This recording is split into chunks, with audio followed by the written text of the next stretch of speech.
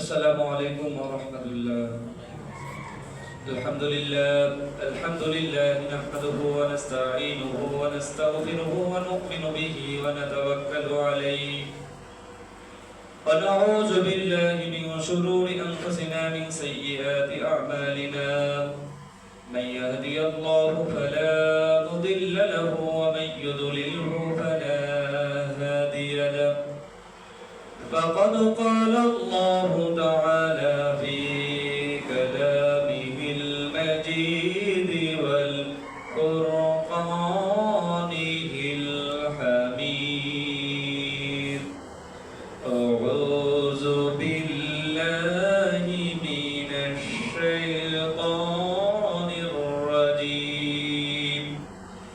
بسم الله الرحمن الرحيم. يا أيها الذين آمنوا كتب عليكم الصيام كما كتب على الذين من قبلكم لعلكم تتقون. عن أبي هريرة رضي الله تعالى عنه أنه قال: قال رسول الله صلى الله عليه وسلم: من صام رمضانا إيمانا واحتسابا غفر له ما تقدم من ذنبه. رواه البخاري. আলহামদুলিল্লাহ, সমস্ত তারিফ ও প্রশংসা মহান আল্লাহ রাব্বুল আলামিনের জন্য, যে আল্লাহ সুবহানাহু ওয়া তাআলা আমাদেরকে পবিত্র মাহে রমজানের প্রথম জুমায় মসজিদে একত্রিত হওয়ার সুযোগ দান করেছেন। কালিমাতুশ শুকর আদায়ার্থে সকলে বলছি আলহামদুলিল্লাহ। দরুদ ও সালাম বর্ষিত হোক সর্বকালের সর্বযুগের সর্বশ্রেষ্ঠ মহামানব জনাবে মুহাম্মদুর রাসূলুল্লাহ সাল্লাল্লাহু আলাইহি ওয়াসাল্লামের প্রতি। আমরা পবিত্র মাহে রমজানে অবস্থান করছি। মুসলমানদের কাছে যেটা চির আকাঙ্ক্ষার মাস। সারা বছর মানুষরা চিন্তা করে রমজানে কখন যাব, কিভাবে যাব। রমজানের প্ল্যান থাকে, বিভিন্ন ধরনের প্ল্যান। ঈমানদার মুমিন মুত্তাকিদের প্ল্যান থাকে, শরীর যদি একটু খারাপ থাকে কিভাবে শরীরটাকে একটু সারাই নেওয়া যায়, রমজানে কিভাবে বেশি বেশি ইবাদত বন্দেগী করা যায়, রোজাটা কিভাবে সবগুলো সঠিকভাবে আদায় করা যায়। এরকম মুমিন মুসলমান মুত্তাকিদের প্ল্যান থাকে। পাশাপাশি যারা কাপড় ব্যবসায়ী তাদের প্ল্যান থাকে, এই বছর নতুন কি জামা আসলো, এই বছর নতুন কোন কাপড় নিয়ে আসলে মার্কেটে ভালো বিক্রি করা যাবে, কোন কাপড়গুলো আগে থেকে কিনে রাখলে এই কাপড়গুলোর দাম বেশি হবে, কি বলে ঠিক কিনা। অপরদিকে যারা ব্যবসা করে বিভিন্ন নিত্য প্রয়োজনীয় দ্রব্যাদি, যেমন তেল, বুট, ডাল, এ ধরনের যারা ব্যবসা করে শুকনা জিনিসের, তারা চিন্তা করে কোন জিনিসটা স্টক করলে, কোন জিনিসটার কৃত্রিম সংকট করলে ব্যবসা ভালো হবে, মানুষদেরকে কষ্ট দেওয়া যাবে। আল্লাহ রাসূল সাল্লাল্লাহু আলাইহি ওয়াসাল্লাম বলেছেন, কিয়ামতের দিনে যে সমস্ত মানুষরা আল্লাহ রাব্বুল আলামিনের আরশের ছায়ার নিচে স্থান পাবে, যেদিন আল্লাহ রাব্বুল আলামিনের ছায়া ছাড়া, আরশের ছায়া ছাড়া আর কোনো ছায়া থাকবে না। হাদিস শরীফের মধ্যে এসেছে সূর্য 1 মাইল মানুষের উপরে, আবার কোন জায়গায় এসেছে মানুষের আমল ভেদে 1 হাত, 1.5 হাত, 6 হাত এরকম মানুষের মাথার উপর থাকবে। এরকম সময়ে আল্লাহ আরশের ছায়া ছাড়া যখন আর কোনো ছায়া থাকবে না, সেদিন 7 শ্রেণীর লোকদেরকে আল্লাহ রাব্বুল আলামিন সেই আরশের ছায়ার নিচে স্থান দেবেন। তার মধ্যে একটা হচ্ছে সৎ ব্যবসায়ী। আমি অনেক চিন্তা ভাবনা করে দেখলাম যে আল্লাহ রাব্বুল আলামিন এই সৎ ব্যবসায়ী, ইমানদার ব্যবসায়ীদের কথা কেন এখানে উল্লেখ করলেন। এর বেশ কিছু কারণের মধ্যে এটিও একটা, যে এই ব্যবসায়ীগুলো ইচ্ছা করলে ভালোভাবে মানুষের সঙ্গে ব্যবসা করতে পারে, আবার ইচ্ছা করলে মানুষদেরকে ধোঁকা দিতে পারে। নবীজি সাল্লাল্লাহু আলাইহি ওয়াসাল্লাম একদিন মদিনার বাজারে গেলেন কিছু গম কেনার জন্য। নবীজি সাল্লাল্লাহু আলাইহি ওয়াসাল্লাম মদিনার বাজারে যাওয়ার পরে একজন গম ব্যবসায়ীর কাছে গেলেন, যে গম দেখলেন, বস্তার একটু ভিতরের দিকে হাত দিলেন, হাত দেওয়ার পরে দেখলেন কিছু গম ভেজা। নবীজি বলছেন, এটা কি? তুমি না মুসলমান, তুমি না ইমানদার। মান গসা ফালাইসা মিন্না, যে প্রতারণা করে উপরে ভালো মাল দিয়েছো, বস্তার উপর শুকনা গম দিয়েছো আর ভিতরের দিকে ভিজা গম দিয়েছো, মানুষকে প্রতারণা করছো। মান গসা ফালাইসা মিন্না, যে প্রতারণা করে, যে মানুষদেরকে ধোঁকা দেয়, সে আমার উম্মত নয়। বলুন নাউজুবিল্লাহ। তাহলে যে ব্যবসায়ীরা মুসলমান হওয়ার পরেও, ইমানদার হওয়ার পরেও, নামাজ পড়ার পরেও, রোজা রাখার পরেও খাদ্যে ভেজাল দেয়, মানুষদেরকে এরকম 2 নম্বর জিনিস দেয়, এরা রাসূলের উম্মত নয়। আর যারা উম্মত নয়, কিয়ামতের দিনে রাসূল তাদেরকে সুপারিশ করবে না। এই ব্যবসায়ীরা কিয়ামতের দিনে আল্লাহর আরশের ছায়ার নিচে স্থান পাবে না। বেশিরভাগ দোকানে দেখবেন, দোকানের যে ব্যাগগুলো থাকে, এখন নিউ মার্কেটে যাবেন বা বিভিন্ন জায়গায় যাবেন, নিচে লেখা থাকে বিশেষ দ্রষ্টব্য, বিক্রিত মাল ফেরত নেওয়া হয় না। প্রথম যে কাজটা করছে এটাই হারাম। ইসলামের সুন্নাত তরিকার ব্যবসা পদ্ধতি হলো নিচে লেখা থাকবে বিক্রিত মাল ফেরত নেওয়া হয়।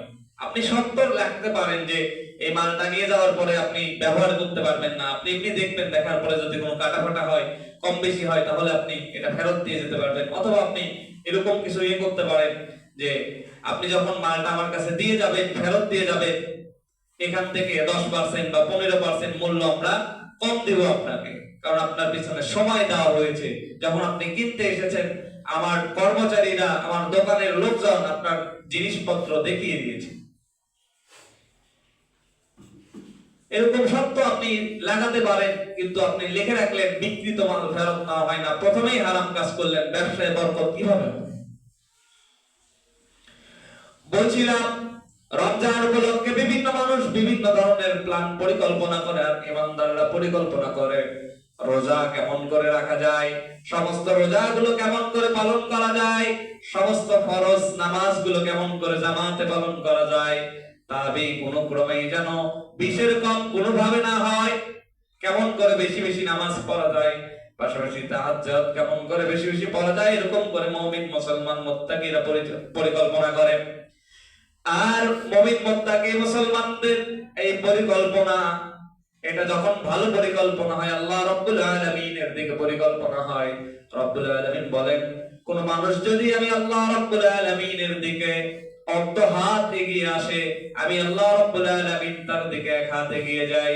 কোন ব্যক্তি যদি আমি আল্লাহ রাব্বুল আলামিনের দিকে 1 হাত এগিয়ে আসে, আমি আল্লাহ রাব্বুল আলামিন ওই বান্দার দিকে 10 হাত সামনে যাই। বলুন সুবহানাল্লাহ। এজন্য মাহে রমজান এসেছে, আমাদের প্ল্যান পরিকল্পনা মুমিনের প্ল্যান পরিকল্পনার মতোই হওয়া উচিত। আমাদের প্ল্যান পরিকল্পনা হওয়া উচিত, আমার কোরআনটা আরো কিভাবে ভালো হয়, আমার কোরআন তেলাওয়াতটা আরো কিভাবে শুদ্ধ হয়, আমার কোরআন তেলাওয়াতটা কিভাবে পরিমাণ মতো আরো বেশি হয়। অন্য মাসে হয়তো 2-3 মাসে 1 খতম দিতাম, রমজানে কিভাবে 1 খতম দেওয়া যায়। অন্য সময় প্রতিদিন সূরা ওয়াকিয়া, মুল, এরপরে ইয়াসিন, আলিফ লাম মিম, সিজদা, অন্যান্য জুমার দিনে সূরাতুল কাহাফ তেলাওয়াত করতাম, মাঝে মাঝে একটু মিস দিতাম। রমজানে যেন এই মিসটা না হয়, ইবাদতের পরিমাণটা আরো কিভাবে বেড়ে যায়। গত জুমায় আমরা পবিত্র মাহে রমজানের রোজার ফজিলত, গুরুত্ব, কখন থেকে কিভাবে ফরজ হলো, এই বিষয়ে আমরা আলোচনা করেছি। আজকে আমরা আলোচনা করব আমাদের সমাজের মধ্যে রোজা রাখার পরে কিছু কিছু কাজ আমরা নিজে থেকে মনে করি এই কাজগুলো মাকরুহ হয়ে গেছে, আমার রোজা নষ্ট হয়ে গেছে, যার ফলশ্রুতিতে আমরা পরবর্তীতে ইচ্ছা করে রোজা ভেঙে ফেলি বা খাবার খেয়ে ফেলি যে আমার রোজা নষ্ট হয়ে গিয়েছে। অর্থাৎ যে সমস্ত কাজ রোজা রেখে করলেও রোজা নষ্ট হয় না, এবং যে সমস্ত কাজ রোজা রেখে করলে রোজা মাকরুহ হয়, আর যে সমস্ত কাজ করলে রোজা নষ্ট হয়, এই 3টা বিষয় নিয়ে আমরা আজকে আলোচনা করব। যে সকল বিষয় রোজা রেখে করলে রোজা নষ্ট হয় না, তার মধ্যে প্রথম বিষয় হচ্ছে ভুলে খাওয়া। যদি কোনো মানুষ ভুল করে খায় এবং খাবারটা যদি পরিতৃপ্ত সহকারে খায়, খাবারটা যদি তৃপ্তি সহকারে খায়, পেট পুড়েও খায়, তারপরেও তার রোজা নষ্ট হবে না যতক্ষণ পর্যন্ত মনি হওয়ার পরে আবার অতিরিক্ত না খায়। যখন মনে হয়েছে সঙ্গে সঙ্গে আপনি খাওয়া বন্ধ করে দেন। এটা রমজানের প্রথম দিকে কিছু কিছু মানুষের হতে পারে। আপনি রোজা আছেন, সামনে পানির গ্লাস হুট করে আপনি খেয়ে ফেলেছেন বা খেতে নিয়েছেন, মনে হয়েছে আমি এখন রোজা আছি, এরকম অবস্থায় যদি খায় এবং সেটা যদি পেট ভরেও খায়, এরপরে মানুষের রোজা নষ্ট হবে না। দ্বিতীয় বিষয় হচ্ছে, কেউ যদি ভুল করে স্ত্রীদের সঙ্গে থাকে, ভুল করে অজ্ঞানতাবশত, তাহলেও রোজা নষ্ট হবে না। এরপরে চোখের মধ্যে যদি সুরমা লাগানো হয়, চোখের মধ্যে যদি সুরমা লাগানো হয়, অনেকে বলে এটাকে মাকরুহ হয়, কিন্তু আসলে চোখের মধ্যে যদি সুরমা লাগানো হয় বা চোখে সুরমা দেওয়া হয়, তাহলে রোজা নষ্ট হয় না, রোজা ভঙ্গ হয় না, এমনকি রোজা মাকরুহ হয় না। এরপরে যদি আপনি তেল ব্যবহার করেন, মাথায় তেল ব্যবহার করেন, শরীরে তেল ব্যবহার করেন, অথবা হালাল কোনো লোশন বা স্নু আপনি শরীরে ব্যবহার করেন, তখনও আপনার রোজা নষ্ট হয় না, রোজা মাকরুহ হয় না, রোজা ভঙ্গ হয় না।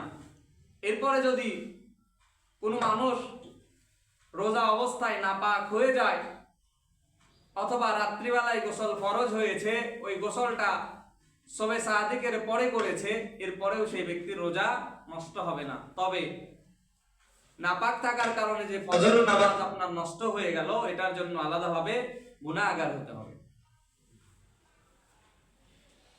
এরপরে বিষয় রয়েছে, রোজা অবস্থায় যদি আপনার মুখের মধ্যে, আপনার গলার মধ্যে কোনো মশা মাছি বা এ ধরনের কোনো পোকামাকড় আপনার গলার মধ্যে প্রবেশ করে এবং সেটা যদি পেটেও চলে যায় অনিচ্ছাকৃত, তাহলেও রোজা নষ্ট হয় না। এরপরে রোজা অবস্থায় যদি চোখের পানি, মানুষের তো চোখের পানি বের হয়, এই চোখের পানি যদি মুখের মধ্যে ঢুকে যায়, এটার পরিমাণ যদি 1-2 ফোঁটা হয়, তাহলেও রোজা নষ্ট হয় না। তবে পানির পরিমাণ যদি বেশি হয়ে যায়,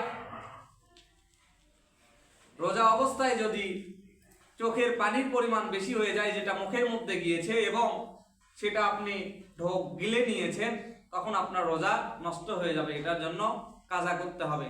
এরপরে রোজা অবস্থায় যদি কানের মধ্যে একটু পানি চলে যায়, গোসল করা অবস্থায় কানের মধ্যে যদি পানি চলে যায়, তাহলেও রোজা নষ্ট হয় না। কিন্তু যদি কানের মধ্যে তেল যায়, যদি কানের মধ্যে ইচ্ছাকৃতভাবে তেল যায় এবং সেই তেল যদি মস্তিষ্ক পর্যন্ত চলে যায়, তাহলে রোজা নষ্ট হয়ে যায়।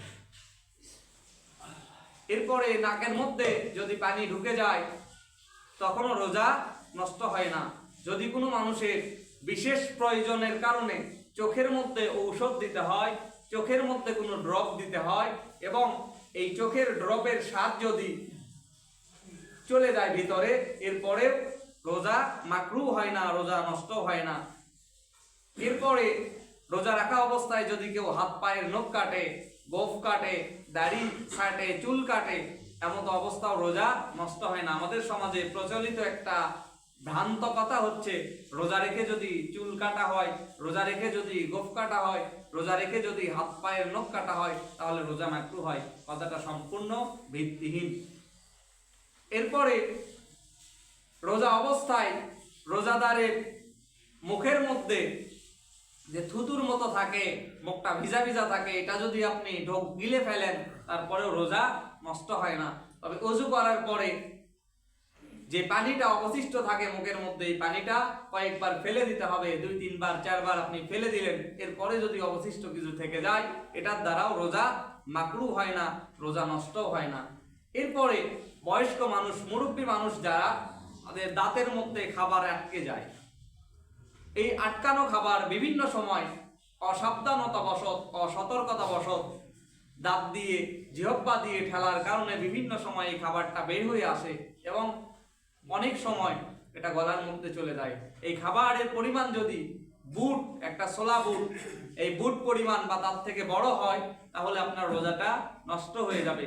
আর যদি এর থেকে কম হয় তাহলে সেই জিনিসটা যদি আপনার পেটের মধ্যে যায় দাঁত থেকে, আলাদা করে কোনো খাবার না কিন্তু দাঁত থেকে, তাহলে আপনার রোজা নষ্ট হয় না, রোজা মাকরুহ হয় না। এরপরে বিভিন্ন সময় কথা বলার সময় ঠোঁটটা ভিজে যায়, মুখের লালা দিয়ে ঠোঁটটা ভিজে যায়, এই অবস্থায় রোজা নষ্ট হয় না। এরপরে যদি কোনো ব্যক্তি দেখে যে ঘুম থেকে উঠছে সকালবেলা, সেহরি খাওয়ার পরে ফজরের নামাজ পড়ে একটু ঘুমিয়ে গিয়েছে, ঘুম থেকে উঠছে, ওঠার পরে দেখে দাঁতের মধ্যে রক্ত, এমত অবস্থায় যদি কোনো ব্যক্তি দেখে, ওঠার পরে কুলি করে মুখটা ধুয়ে ফেলে দিবে, কিন্তু দাঁতের মধ্যে রক্ত দেখার কারণে ঘুম থেকে ওঠার পরে রোজা নষ্টও হয় না।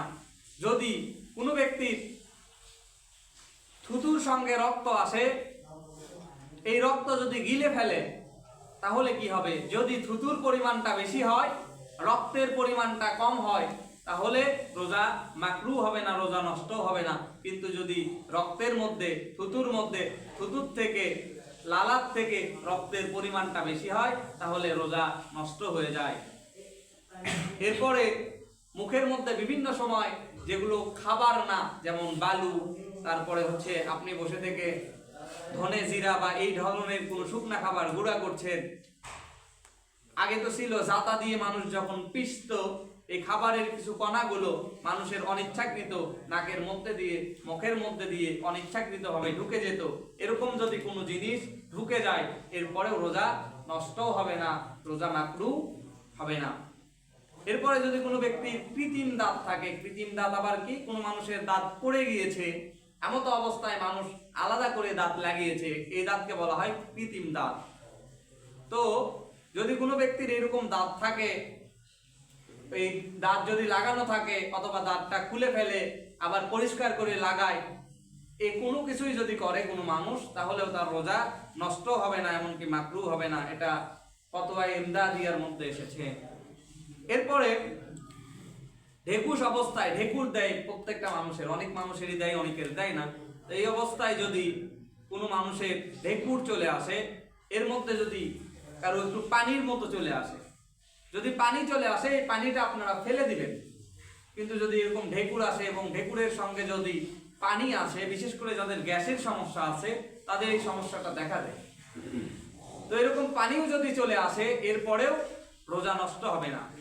এরপরে যদি আপনি মেসওয়াক করেন, সেটা শুকনা হোক অথবা ভিজা হোক, অথবা নিমের মেসওয়াক হোক অথবা যে কোনো ধরনের মেসওয়াক হোক, আপনি যদি মেসওয়াক করেন রোজা অবস্থায়, তাহলে আপনার রোজা নষ্টও হবে না, রোজা মাকরুহ হবে না। তবে রোজা অবস্থায় টুথপেস্ট ব্যবহার করা, মাজন ব্যবহার করা, ওলামায়ে কেরাম এটাকে মাকরুহ বলেছেন এবং বিনা প্রয়োজনে এটা ব্যবহার করতে মানুষ নিষেধ করেছেন ওলামায়ে কেরাম।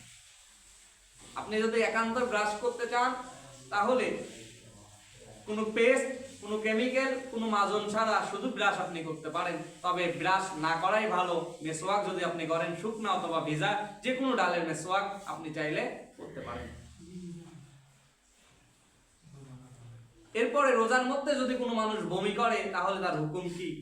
বমির কয়েকটা প্রকার রয়েছে। প্রথম প্রকার হচ্ছে, আপনি যদি ইচ্ছাকৃত বমি করেন, সেটা মুখ ভরে হোক অল্প পরিমাণ হোক, তাহলে আপনার রোজা নষ্ট হয়ে যাবে, আবার নতুন করে ওই রোজার জন্য আপনাকে কাজা করতে হবে। তবে যদি অনিচ্ছাকৃত বমি হয় এবং সেটার পরিমাণ যদি অল্প হয়, তাহলে রোজা মাকরুহ হয় না, রোজা ভঙ্গ হয় না। এরপরে আপনি যদি মাথায় তেল মালিশ করেন অথবা শরীরের যে কোনো জায়গায়, সেটা গরম তেল হোক, তেলের সঙ্গে রসুন, আদা, অন্যান্য দ্রব্যাদি মিক্স করে হোক, অথবা যে কোনো ভাবে হোক, সেটা আপনি যে তেলই ইউজ করেন না কেন, এর দ্বারাও আপনার রোজা নষ্ট হবে না। এরপরে রোজা অবস্থায় যদি কেউ একাধিকবার গোসল করে, প্রচন্ড গরমের কারণে কোনো মানুষ যদি বরফ মিশ্রিত পানি অথবা বরফ দিয়ে অথবা ঠান্ডা পানি দিয়ে একাধিকবার গোসল করে, তাহলেও তার দ্বারা রোজা মাকরুহ হয় না, রোজা নষ্ট হয় না। কিছু কিছু মানুষের স্বভাব রয়েছে, যখন প্রচন্ড গরম হয়, এই গরম অবস্থায় গায়ের মধ্যে গামছা অথবা রুমাল অথবা তোয়ালা ভিজানোর অবস্থায় এটা গায়ের মধ্যে দেয়। এটা যারা মুরব্বী মানুষ রয়েছে, কিছু কিছু মুরব্বী মানুষ গ্রামে দেখা যায় যে এই কাজগুলো করে থাকে। এটাও যদি কেউ করে, তাহলে তার দ্বারাও রোজা নষ্টও হবে না, মাকরু হবে না, কাজাও ওয়াজিব হবে না, কোনো কিছুই হবে না। রক্তের মধ্যে ইনজেকশন দেওয়া বা ইনসুলিন নেওয়ার বিধান কি? রক্তের মধ্যে ইনসুলিন নেওয়ার বিধান ওলামায়ে কেরাম, ওলামায়ে আহনাফ বলেছেন এটা জায়েজ। অর্থাৎ যাদের ডায়াবেটিসের কারণে ইনসুলিন নিতে হয় তারা চাইলে রোজা অবস্থায় ইনসুলিন নিতে পারবে, রোজা অবস্থায় ইনজেকশন নিতে পারবে।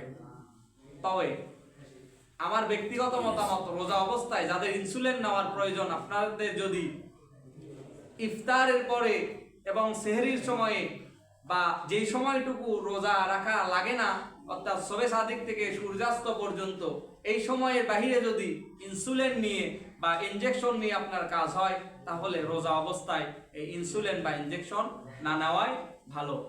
এটা কোথায় থেকে এসেছে? এটা এসেছে রোজা অবস্থায় এক সাহাবী নবীজি সাল্লাল্লাহু আলাইহি সাল্লামের কাছে গেলেন, যাওয়ার পরে বলছেন, ইয়া রাসূলুল্লাহ, আমাকে একটা বিষাক্ত পোকা কামড় দিয়েছে, আমার শরীরটা ফুলে গিয়েছে, এখন কি আমার রোজা নষ্ট হবে? নবীজি বললেন, না, রোজা নষ্ট হবে না। বিষাক্ত পোকা বা পোকামাকড়ের মাধ্যমে বা পিঁপড়ার মাধ্যমে মানুষের শরীরে এক ধরনের বিষ মানুষের শরীরের মধ্যে ঢুকে যায়।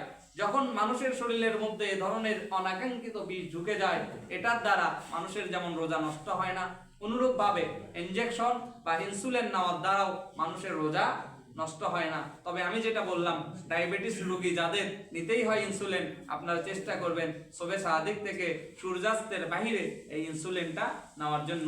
এরপরেও যদি কারো প্রয়োজন হয় ইনসুলিন নিতে পারবেন, এক্ষেত্রে রোজার কোনো সমস্যা হবে না। অনেক মানুষ আবার দেখা যায় ডায়াবেটিসের কারণে, চাচা রোজা নেই কেন? বাবা, আমার ইনসুলিন নিতে হয়, 2 বার করে ইনসুলিন নিতে হয়, খাওয়া দাওয়ার কোনো সমস্যা নাই, এই ইনসুলিনটা নেওয়ার কারণেই আমি রোজা রাখি না। এরকম যদি হয় তাহলে কিন্তু আল্লাহ রাব্বুল আলামিনের কাঠগড়ায় আপনাকে দাঁড়াতে হবে। এবং রোজা আপনার শুধু কাজা করলে হবে না, ইচ্ছাকৃতভাবে যদি কোনো ব্যক্তি একটি রমজানের রোজা বাদ দেয়, তাহলে একটি রমজানের রোজা কাজার সাথে 60টি রোজা কাফারা করে দিতে হবে, ইচ্ছাকৃত। আর যদি অনিচ্ছাকৃত কেউ করে বা বিভিন্ন ওজরের কারণে করে, তাহলে একটি রোজার পরিবর্তে একটি রোজা। আল্লাহ রাব্বুল আলামিন বলেন, আইয়ামান মা'দুদা ফামান কানা মিনকুম মারিদান আও আলা সাফারিন ফাইদ্দাতুম মিন আইয়ামিন উখরা। আইয়ামান মা'দুদা, রোজা তো নির্দিষ্ট মাত্র কয়েকদিনের জন্য, 29 বা 30। ফামান কানা মিনকুম মারিদান, এর মধ্যে যদি কোনো ব্যক্তি অসুস্থ থাকে, আও আলা সাফার, অথবা যদি সফরে থাকে, ফাইদ্দাতুম মিন আইয়ামিন উখর, তাহলে সে যেন পরবর্তী মাসে এই রোজাগুলো কাজা করে নেয়, পরবর্তী মাসে রোজাগুলো নিয়ে নেয়। এরপরে যে সমস্ত কাজ দ্বারা রোজা একবারে নষ্ট হয়ে যায়, আপনি ইচ্ছাকৃত যদি খাবার খান তাহলে আপনার রোজা নষ্ট হয়ে যায়। ইচ্ছাকৃত যদি স্ত্রীর কাছে যান তাহলেও রোজা নষ্ট হয়ে যায়। কোনো মানুষ যদি অচেতন হয়ে পড়ে, জ্ঞানহারা হয়ে পড়ে রোজা রাখা অবস্থায়, তাহলে ওই দিনের রোজাটা তার হয়ে যাবে। পরবর্তী যে কয়দিন সে জ্ঞানহারা থাকবে, সেন্সলেস যেটাকে বলা হয়, সেন্সলেস থাকবে মানুষ, সে কয়দিনের রোজা পরবর্তীতে তাকে কাজা করতে হবে। পরবর্তীতে একটা রোজার পরিবর্তে একটা রোজাই করতে হবে। যদি কোনো মানুষ রান্না করার সময় যদি খাবারের স্বাদ নেয়, এটা মাকরুহ। রান্না করার সময় খাবারের স্বাদ নেওয়া, বিশেষ করে মহিলাদের মধ্যে এই স্বভাবটা রয়েছে, আমি তো থুতু ফেলে দিয়েছি, আমি তো খাবারের স্বাদ নেওয়ার পরে আমার মুখটা কুলি করে দিয়েছি। রান্না করার সময় খাবারের স্বাদ নেওয়া মাকরুহ। তবে যদি এরকম কোনো দাজ্জাল স্বামী থাকে যে তার স্ত্রীকে শুধুমাত্র খাবারের জন্যই প্রহার করে, খাবারের তরকারির স্বাদের জন্যই প্রহার করে, এরকম দাজ্জাল যদি কোনো স্বামী থাকে, তাহলে শুধুমাত্র সেই স্ত্রীর জন্য ওই তরকারির স্বাদ নেওয়াটা মাকরুহ হবে না, অন্যদের জন্য মাকরুহ। শুধুমাত্র এই দাজ্জাল টাইপের স্বামী যাদের রয়েছে তাদের জন্য মাকরুহ নয়। বাচ্চাদেরকে খাবার চিবিয়ে দেওয়া, অনেক উলামায়ে কেরাম এটাকে মাকরুহ বলেছেন। প্রয়োজনে অন্য কেউ চিবিয়ে দিবে রোজা রাখা অবস্থায়। এরপরে রোজা অবস্থায় যদি কোনো মানুষের ঔষধের ঘ্রাণ নেওয়া হয়, তাহলে রোজা ভেঙে যাবে। কঠোর কোনো ঔষধ রয়েছে যেটার ঘ্রাণ নিলে, কিছু কিছু ঔষধ এরকম রয়েছে, যেমন সর্দির জন্য একটা মেনথলিন বলা হয়, মেনথলিন জাতীয় একটা মেডিসিন রয়েছে। এই মেডিসিনটা নিতেই হয় নাক দিয়ে, গরম পানির সঙ্গে এই মেডিসিনটা মিক্স করে নাক দিয়ে বিভিন্ন পদ্ধতিতে বিভিন্ন মানুষ এটা নিয়ে থাকে। তো এরকম যদি কোনো মেডিসিন থাকে, যে মেডিসিন মানুষ নাক দিয়ে ঘ্রাণ নিচ্ছে, এরকম যদি কেউ ঘ্রাণ নেয় তাহলে আপনার হচ্ছে রোজাটা নষ্ট হয়ে যাবে। এই তো মোটামুটি রোজার অবস্থান। রোজা অবস্থায় যদি কোনো মানুষ মাটি খায়, মাটি খাওয়াটা মাকরু। আর যদি কোনো মানুষের স্বভাবই এরকম থাকে যে সে মাটি খায়, ইসলাম এরকম একটা জীবন বিধান, বলবেন যে মাটি খাওয়ার তো মাসালা আমাদের সমাজে উল্লেখ করার দরকার ছিল না। ইসলাম এমন একটা বিধান যেটা 1450 বছর আগে আল্লাহ রাব্বুল আলামিন তার নবী সাল্লাল্লাহু আলাইহি সাল্লামের মাধ্যমে পরিপূর্ণ করে দিয়েছেন। Islam is the complete code of life, পরিপূর্ণ জীবন ব্যবস্থা। অর্থাৎ যা আপনার প্রয়োজন আছে মনে হচ্ছে এই সমাজে, আর যা আপনার প্রয়োজন নেই সবকিছু ইসলামের মধ্যে রয়েছে। যদি কোনো ব্যক্তির স্বভাব এরকম হয় যে সে মাটি খেতে পছন্দ করে, তাহলে তার জন্য সে যদি মাটি খায় রোজা রাখা অবস্থায়, তাহলে তার রোজাটা কাজা করতে হবে, আবার নতুন করে তার জন্য রোজা করতে হবে। এরকম কিছু মানুষ রয়েছে, এর আগে একটা প্রতিবেদন আমরা দেখেছিলাম, বিভিন্ন টেলিভিশনে এবং পত্রিকায় এসেছিল, যে সে ইঁদুর, ব্যাঙ, সাপ এই ধরনের জিনিসপত্র খায়, সে ভালো কোনো জিনিস খায় না। সে বলে আমি ছাড়তে চাই কিন্তু আমার স্বভাব হয়ে গেছে। এরপরে রোজা অবস্থায় যদি অখাদ্য কিছু হয়, যেমন লোহার টুকরা অথবা যেগুলো মানুষ খায় না, এই ধরনের কোনো কিছু যদি মানুষ খেয়ে ফেলে অথবা গিলে ফেলে, বাচ্চারা বিভিন্ন সময় দেখবেন যে কয়েনের যে টাকাগুলো আছে বিভিন্ন সময় এই ধরনের জিনিস গিলে ফেলে।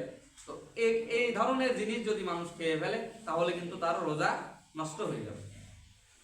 সেটা আপনি লোহার টুকরা খান, পাথরের টুকরা খান, মাটির টুকরা খান, যেই টুকরাই খান না কেন, এটার দ্বারা রোজা নষ্ট হয়ে যাবে। ভুল দে দাম ঘোষণা না,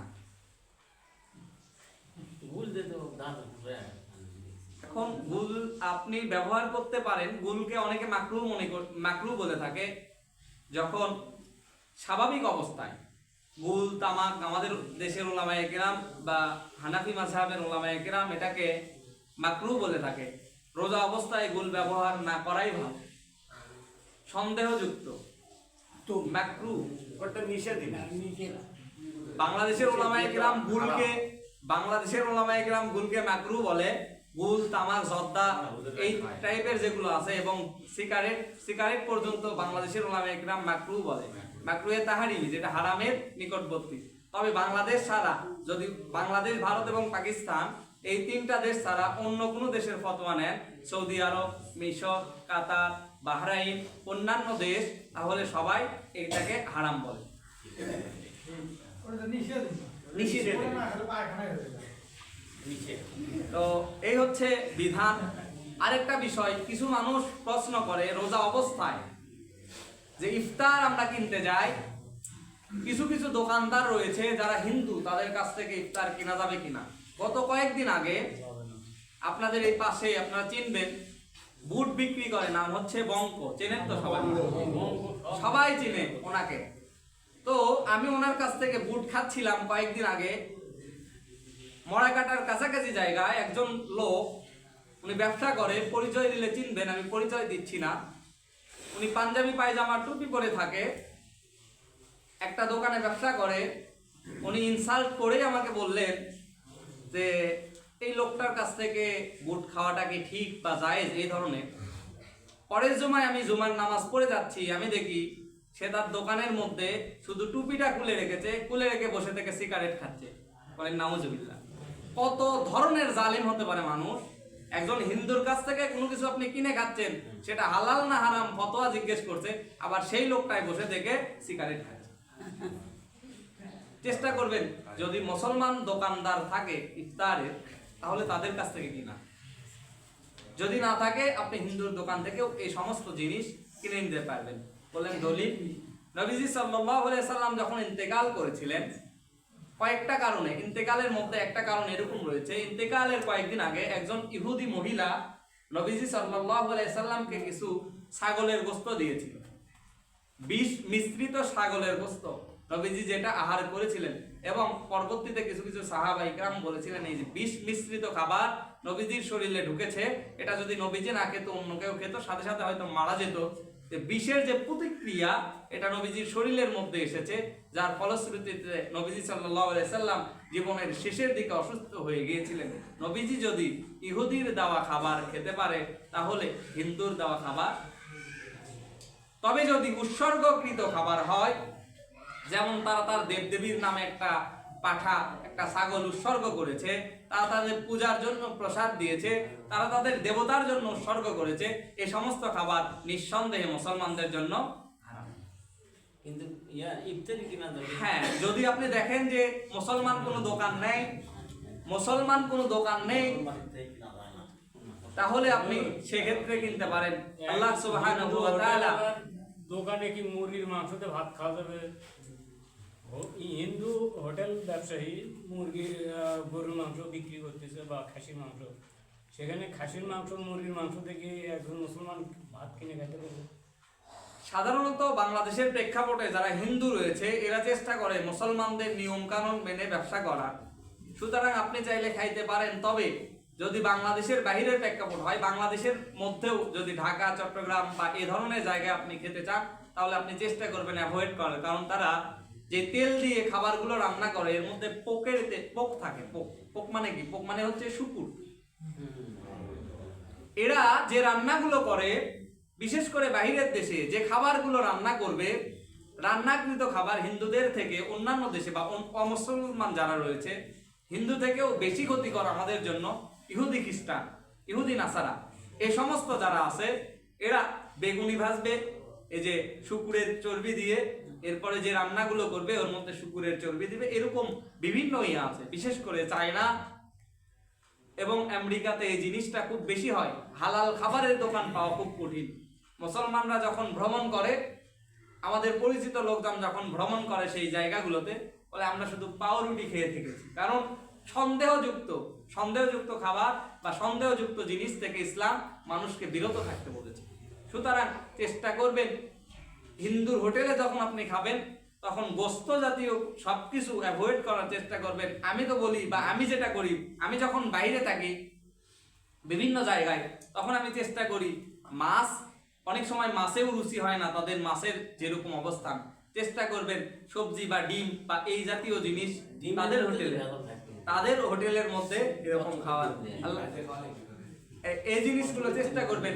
বিশেষ করে গোস্ত জাতীয় জিনিস শুধু হিন্দু না, এখন আমাদের মুসলমানদের মধ্যে অবস্থান খারাপ। এজন্য প্রথমেই বলেছিলাম, আল্লাহ রাসূল সাল্লাল্লাহু আলাইহি সাল্লাম বলেছেন, কিয়ামতের দিনে যারা আরশের ছায়ার নিচে স্থান পাবে তাদের মধ্যে ন্যায়পরায়ণ ব্যবসায়ী যারা, আমাদের ব্যবসায়ীর মধ্যে, হোটেল ব্যবসায়ীর মধ্যে এরকম অসংখ্য খারাপ লোক ঢুকে গিয়েছে।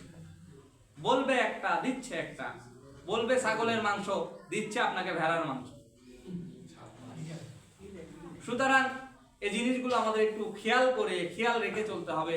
আল্লাহ সুবহানাহু ওয়া তাআলা কথাগুলোর উপর আমাদের প্রত্যেককে আমল করার তৌফিক দান করুক। সকলে বলি আল্লাহুম্মা আমিন। যারা সুন্নাত পড়েননি, ক্বাবলাল জুমআ পড়েননি।